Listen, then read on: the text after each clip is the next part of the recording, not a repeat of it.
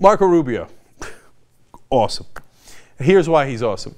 Because he came out and said, all right, you know what I'm going to do? I'm going to get immigration reform passed.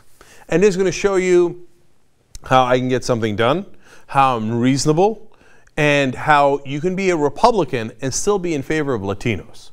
And then I'm going to run for president, check, check, check. I'm both conservative but moderate enough to get elected in a general election. I'm going to bring in more voters to the GOP. God, this is going to work out great. Until today, when he turned on his own immigration proposal.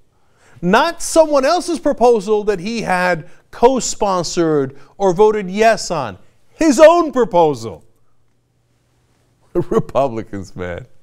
Awesome. So here's his spokesperson, Alex Canant, saying, earlier this year, Senator Rubio put aside his personal preference for a piecemeal approach and reached across the aisle to craft a bipartisan solution in the Senate.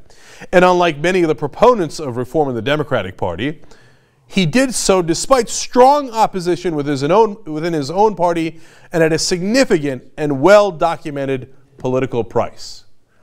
In other words, we got our ass kicked on this as soon as we proposed it.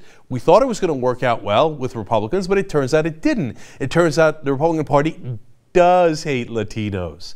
And the minute, when I was their, Latino face that they put up there, and I shucked and jived, and I was like, oh yeah, Latinos, we're for Republicans, yay! They loved me as long as I just kept on with the party line. Now when I tried to do immigration reform, it turns out they didn't love me at all. I paid a significant political price. So now he's running for the hills. They wanted your Latino name, not your Latino identity, okay? So his spokesperson continues, but sufficient support for that approach simply does not exist at this time. That is so telling.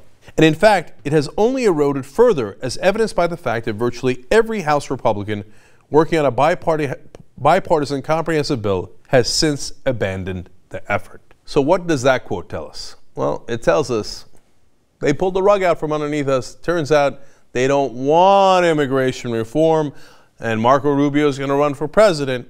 So all that talk, by the wayside. He's telling you, his spokesperson is telling you, okay? We tried, and it turns out the Republicans don't want it. They don't want it. They say, at this time, the only approach that has a realistic chance of success is to focus on those aspects of reform in which there is consensus through a series of individual bills. That quote means, well, look, we want to do comprehensive immigration reform, which would include a pathway to citizenship. If you don't have a pathway to citizenship, you don't have a comprehensive bill. It turns out Republicans don't want that under any circumstances. The House Republicans aren't going to go for it. And what did I learn from the government shutdown? Marco Rubio didn't learn that siding with the most conservative House Republicans is not the way to go. Instead, he learned that what Ted Cruz did, nearly destroy the economy and the Republican Party, is totally okay because Ted Cruz is now much more popular in the conservative base. He's more popular overall in the Republican Party. And in fact, the lesson learned from the government shutdown was not to not do things as radical as that, but to do them more. Amazing. So when they do piecemeal bills, what are they going to do? They're going to say, build a wall, build it higher, and that's all. We don't want anything else. We just want drones on the border, giant walls, and more border security. Okay? So he has totally given up on his own bill.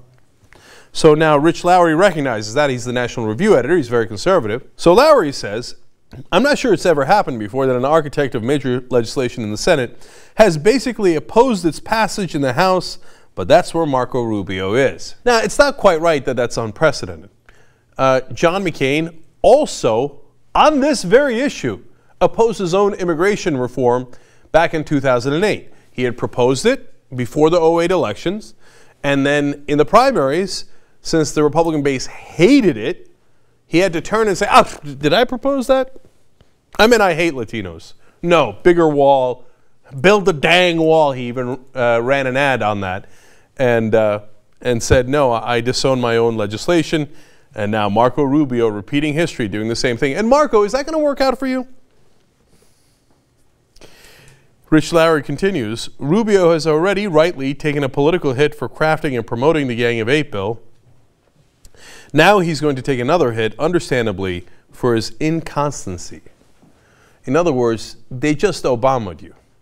You made the mortal error of agreeing with the most right-wing Republicans, and now, Marco Rubio, they will use that against you. They'll say it was your fault for proposing it in the first place and your fault for flip-flopping.